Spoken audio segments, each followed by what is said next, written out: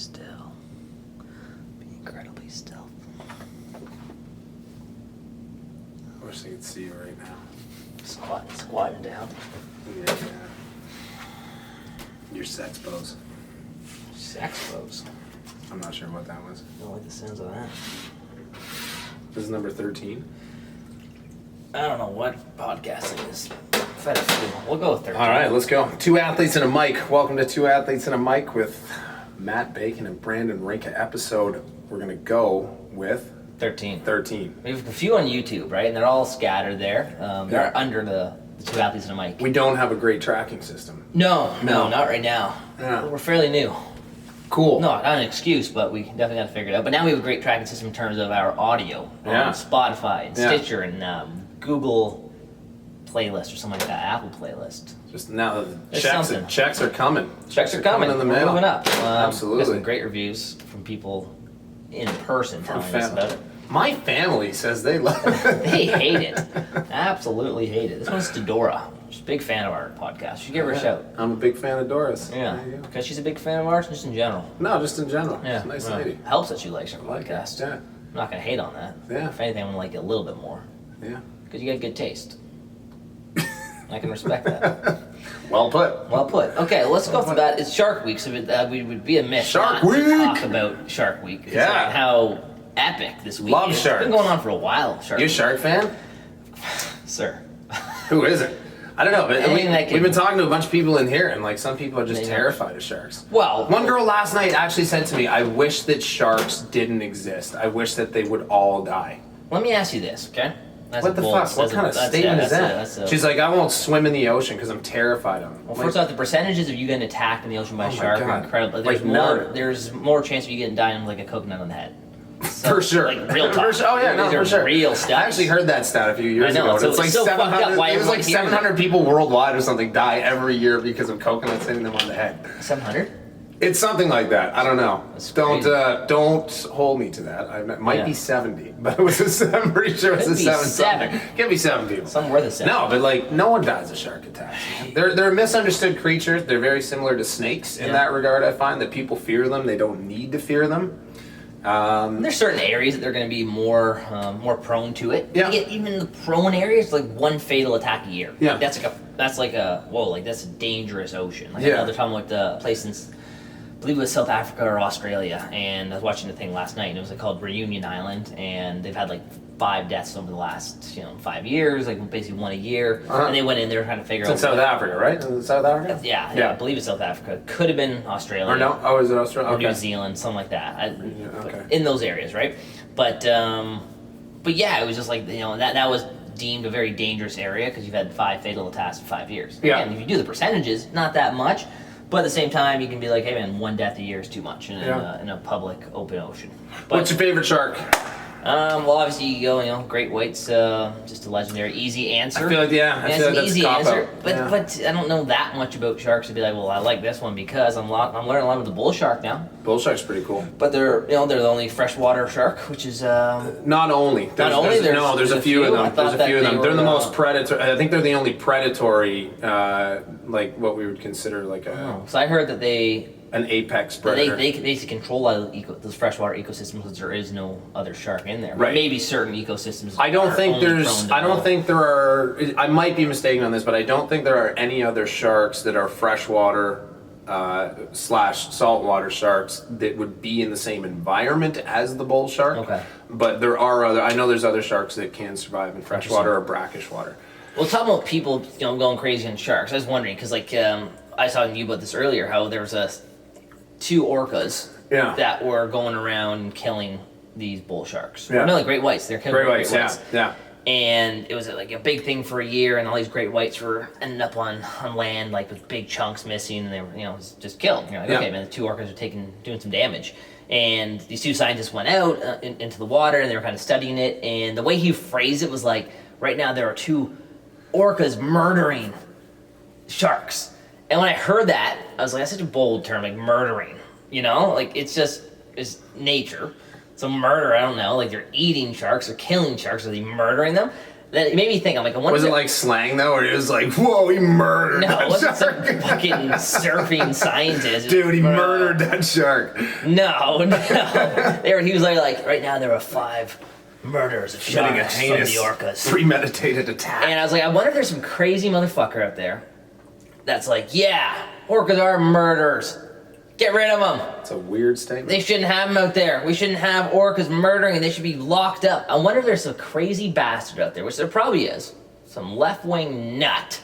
Or is it right-wing? Right-wing. Which ones are the crazies? Right-wing? Yeah, we'll go right-wing nut. Christ. Well, one of those people that are like, yeah, I want participation trophy people. Right?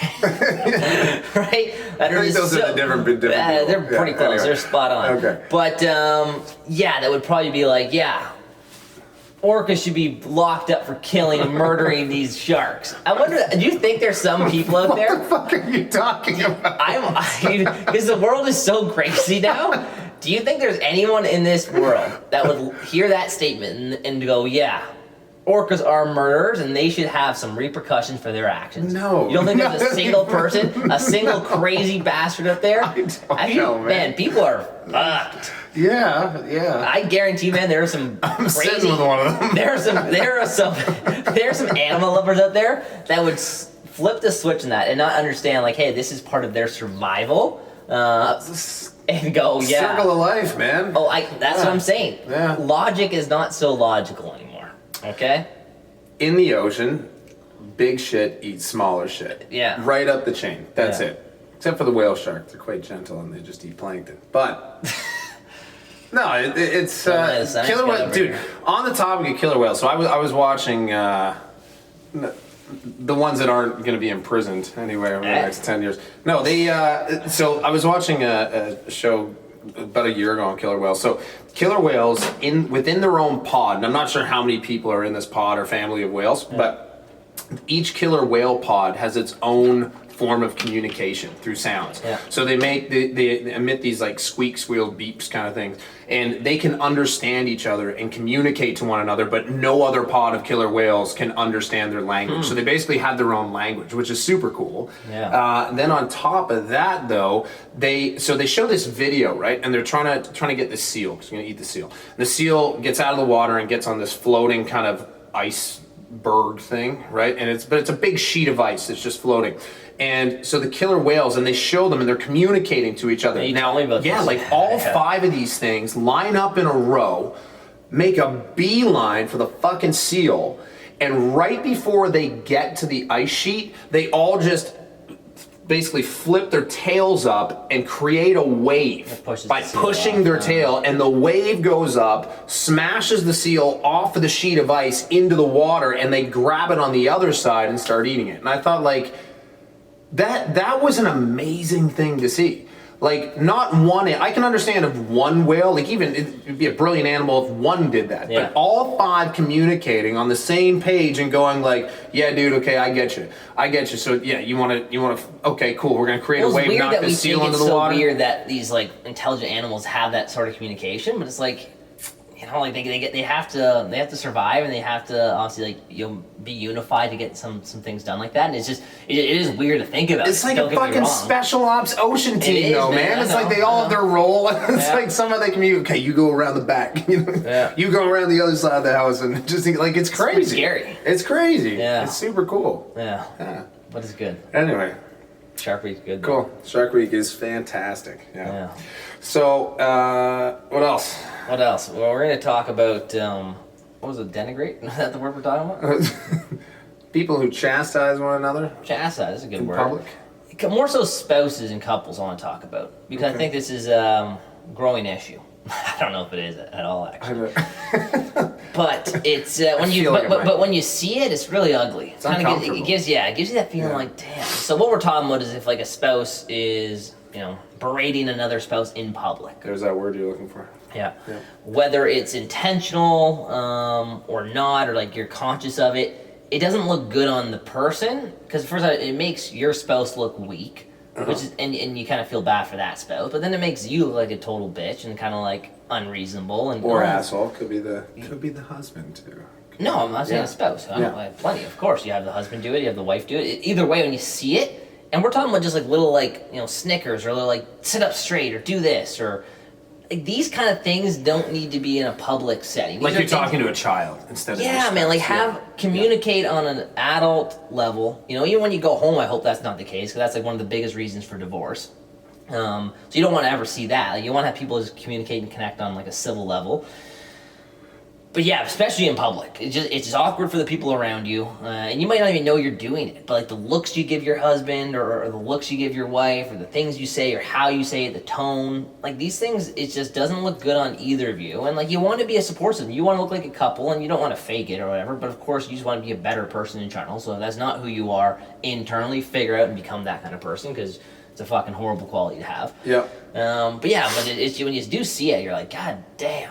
How do you think this is a good idea? Like the person that you're with, you're making them look like shit. Yeah. And like, does that boost you up? No, like it doesn't. No, I think there could be all sorts of motivations for why somebody would do it. Resentment toward your spouse being one, but mainly I think it's also it's a control thing, right? Where people kind of believe that is their role. Their role is the structure. Or their role is the one who needs to keep. It's like they're mothering or they're like be the father of the spouse. And always have kids. Yeah. Man. Have you ever been out to dinner with another couple that's fighting? Have you ever like you know what I mean? Dated girls old enough to go out with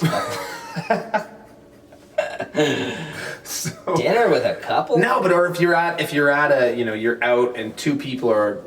Could be boyfriend girl, it doesn't have to be married couple, but you know what I mean? Like two people are clearly fighting, arguing, and it's almost like you just want to tell people when this happens, like you go into the house, pick a quiet room, beat the fuck out of each other, whatever you gotta do, and then come back. Just have the argument, have the discussion, do what you need to do, and then come back. Because it is the most uncomfortable thing in the world to sit there when two people are mad at one another and to sit there and try and have everybody pretend that this isn't actually part of the social dynamic and people that you're sitting see it. in. You rolling your eyes, for sure. Or you nudging him, or you kind of give him a look. Like people see it and don't think that like your little look isn't being detected by the rest of the room. Dude, as human beings, you ever see Bill Clinton and Hillary Clinton, like a lot of like funny memes about that? Like Bill looking at like a girl walking by and Hillary's giving the death stare. And you're like, you're both just fucked. Like, Bill reaching for his cigar. And he doesn't even care. He's just like, all right, what is? I'm the president. 20 years ago, sir. Oh, man.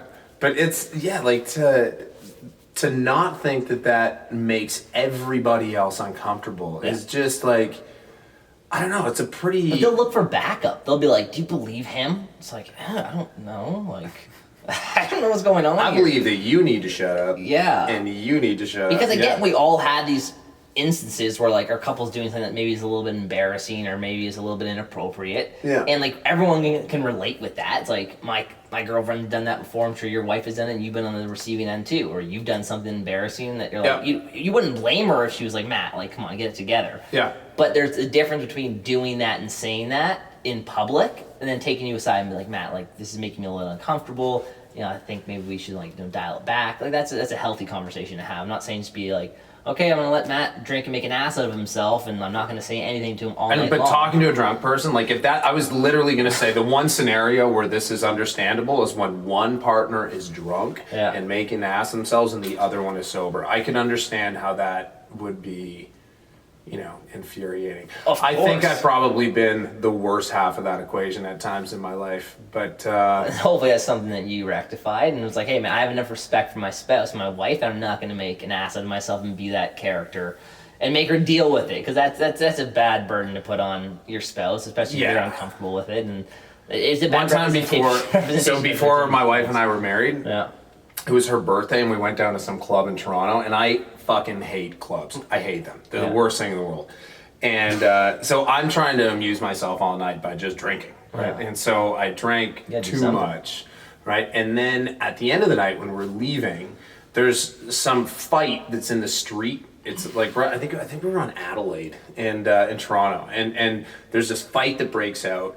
And there's a bunch of guys that have like fucking weapons and are hitting each other with shit. There was a guy with a bike chain, man. There was a guy with a bike chain as a weapon, which was just crazy to me. But then there was these like couple guys that were kind of caught in the mix, and they had nothing to do with it. And you could tell because one of the guys looked like he'd never been out in his life. He was like this scrawny little white dude with glasses. And so I went over and I started like reaching for him and trying not to get hit. Superman and over here. I pull him out and just grab. And then as we're kind of leaving, there's the cops show up, and one of the cops was on horseback. It was crazy. It's like a downtown Toronto cop trucks up, and then they get off and they just start pepper spraying everybody, and just spraying it in all of our faces.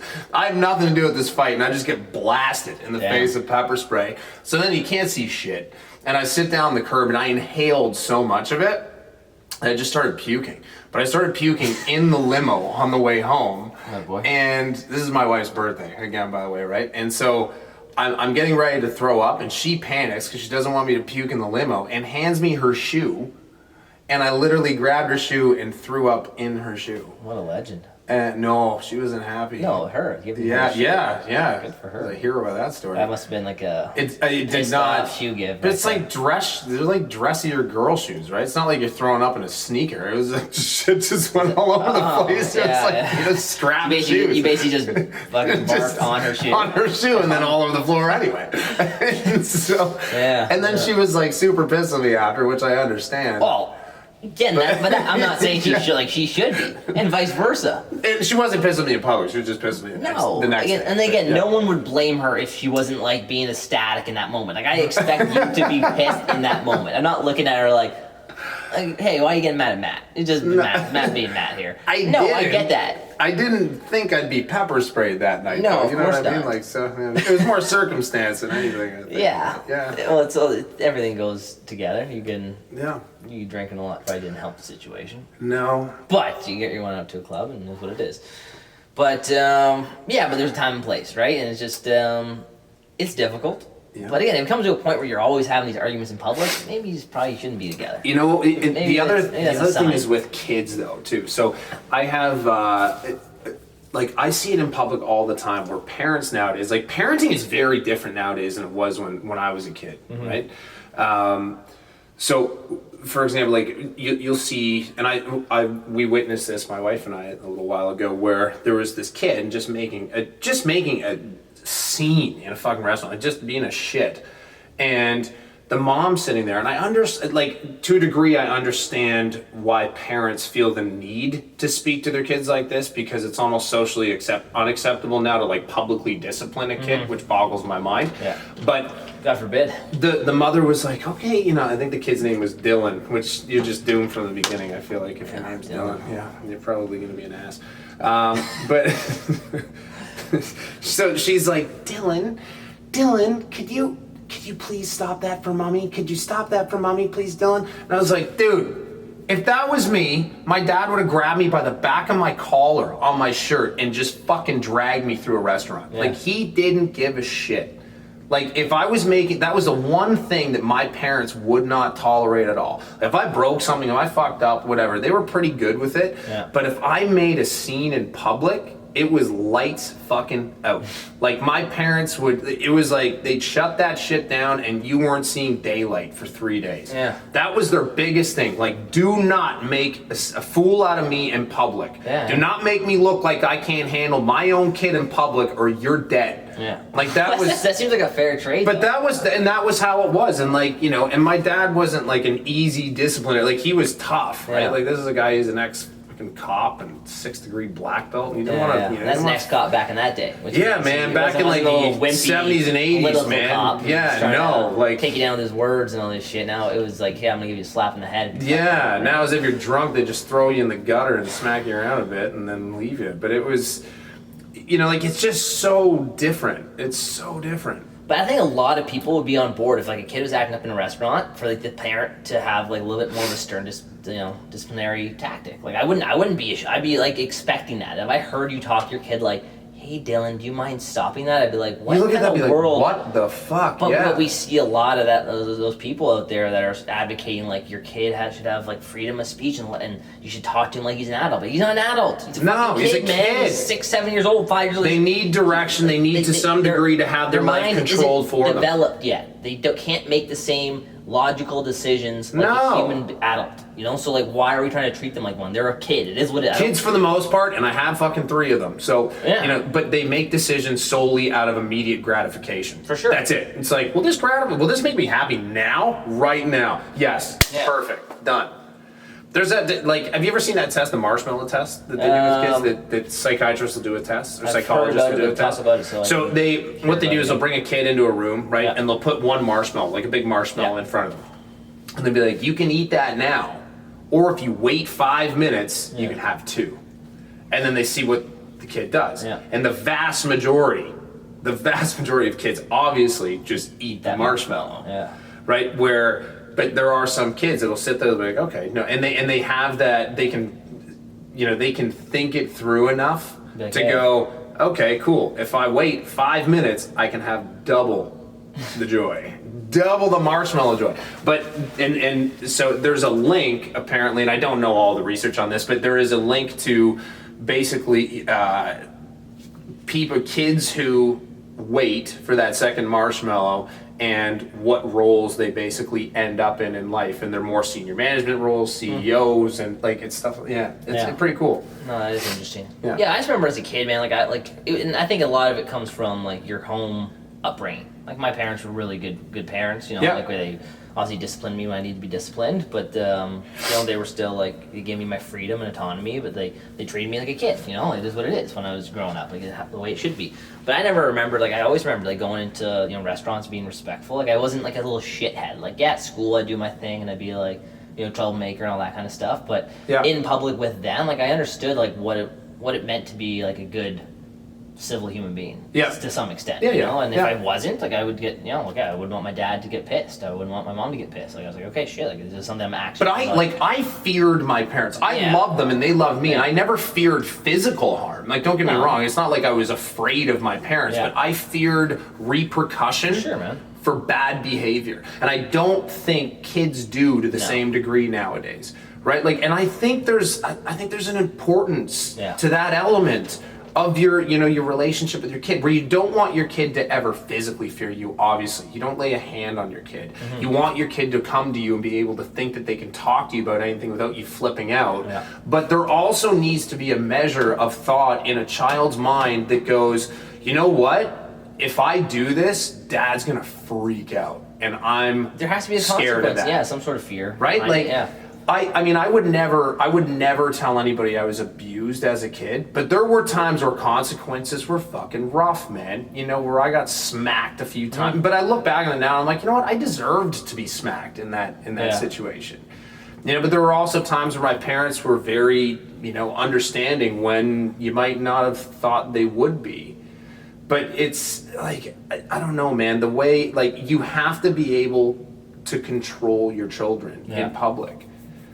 And you just see so many, and again, I understand why parents, especially publicly, feel like they have to behave the way they do, because I think people worry about other people's reactions if you do freak out or you try and discipline your kid. I dragged my kid out of a Rona one time. It was Dolly, my little one, and she's a nut, right? And so she was being a brat, and she just kept on climbing stuff and grabbing stuff. And finally I said, Dolly, if you touch that again, we're going to go outside and we're going to have a talk. And she looked right at me and just touched it, right? And I was like, you little shit. And so I grabbed her by the back. It was in the winter. She had a jacket on, right? And she was little at the time. So I just grabbed her by the back of her jacket and I carried her. So she was like, you know, facing the floor. She's not crying or anything. She's probably loving it because she's playing airplane. And I walk her out the door, and this woman just stops and she's like, you shouldn't do that.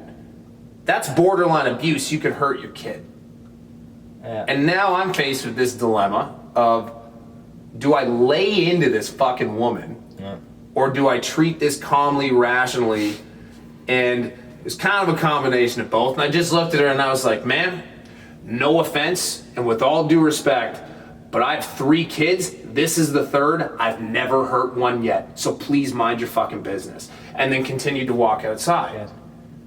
But I just thought, like, sounds reasonable. You know, but that's the type of like, my God, man, like, just context is everything too. Yeah, a lot too. But it goes back to whether it's your spouse or kids, is having a good sense of communication with one another, right? If you lack that kind of communication and that structure, it's gonna be a shit show because no one really knows boundaries, and then all of a sudden it becomes this like free for all of emotions, and I'm pissed at you doing this, and this is what I expect from you, but I didn't know you expected it from me, and it's like, well, if you have this kind of conversation prior to going out, Yep. it should rectify and eliminate a lot of that behavior. Absolutely. Right? And you know what? And I can say this, like, my youngest one is only 3.5, and she's still at that age where sometimes she will just do, even though she knows you don't want her to do it, she'll just make a decision to do it. But then we'll discipline her accordingly. But my older two, man, like, they're, you know, I've never struck any of my kids ever. I don't even, I think I could count on one hand the amount of times I've actually yelled at my kids. I don't yell. But if I look at my kids, if we're out in public somewhere, or we're at a friend's house, if I look at one of my kids and I say, like, knock it off now, that's it. Yeah. That's it. It stops. Hey, they know the deal. And they will look and they'll, you know, you can see them kind of put their head down a bit and, okay, cool. And then they go and they continue on doing what they're doing, but with a different behavior. And to me, I see other parents, like even friends of ours who, like, they'll be like, hey, can you stop doing that? Can you, please, you need to put your shoe, oh my God, can you please stop? And I'm like, oh my God, can I fucking do this for you, please? Yeah, like, get out of here. You know, like, it's just insane. I cared you said get out of here, the parents would run. Ah, They'd be like, whoa, okay, Matt, I'm sorry. You're like, you fucking idiots. I'm talking to the kids, man. But like, oh my God, get some control. But that's just having pride in who you are too at the same time. It's like, man, like, I'm the adult, I'm the parent, like, shit's gotta get done here. I'm not here to fucking negotiate deals every time. Like, this isn't a hostage scenario. Like, fuck off, man. My kid's acting up, like, they're getting out of there, man. And I feel like in a small way, being a parent is just a permanent hostage scenario. Fuck, man, like, it sounds like it. But and I see it with kids in sports, man. Like, I'll get again, I'm never gonna get super physical with a kid teaching them sports. But if they're acting out, there has to be like a borderline. Like, hey, man, like, you fucking do this again, man. Like, there's gonna be some sort of like serious consequence, not from a physical, but like this shit is not gonna be dealt with in this situation anymore like this. Like, we're getting you out of the fucking area. This is unacceptable, and I want the rest of the group to know that as well. Like, there has to be a standard set for that. Yeah. If there's not, you're asking for a whole bunch of different personalities to run wild, and like that's no way to get anything done. Right? No. Okay, we gotta move on though. Sorry. We had some good conversation topic, but we got like 4 minutes or 5 minutes. What are we talking about now? We talk about structuring a proper workout depending on your goals. But this has to be a fast thing. We got to get into Q&A. We got some fans asking questions we need to get to today. Question number 1. That's it. That is it. Didn't get one. No, but structuring workouts for your exact goal. Yeah, because we've had a lot of comment. We had a lot of people asking questions about that. Yeah, whether it's strength, losing weight, performance based. And a lot of people, we both coached obviously at F45 and Caster, but we have a lot of people that come in and they might do a workout or two a week on their own. And I get that question a lot, like, how do I structure my workout appropriately, right?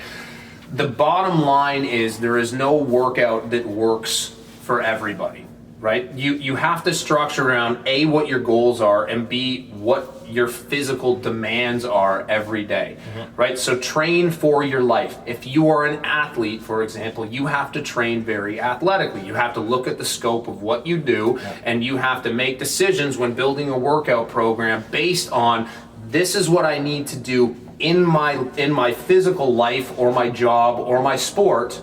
So I'm going to try and replicate that. I'm going to try and emulate it in the gym in a controlled environment, right? And so what I always try to do when I'm privately training athletes is that's what I think any good strength and conditioning coach looks at. You have to put yourself into the physical mind of an athlete, right? The body of an athlete, and say, like, what demands are going to be required of this person during their performance, right? And so you then structure the workout accordingly in hopes that you can create a training protocol that exceeds the demand of what they are going to experience in their sport. So in a controlled environment, so that when they're in their performance environment, they've already experienced whatever demands or discomfort are going to be set upon them. Yeah, like, for example, you're talking about like your hockey player, right? Like, again, you have like 60-second shifts, 45 seconds, in that realm.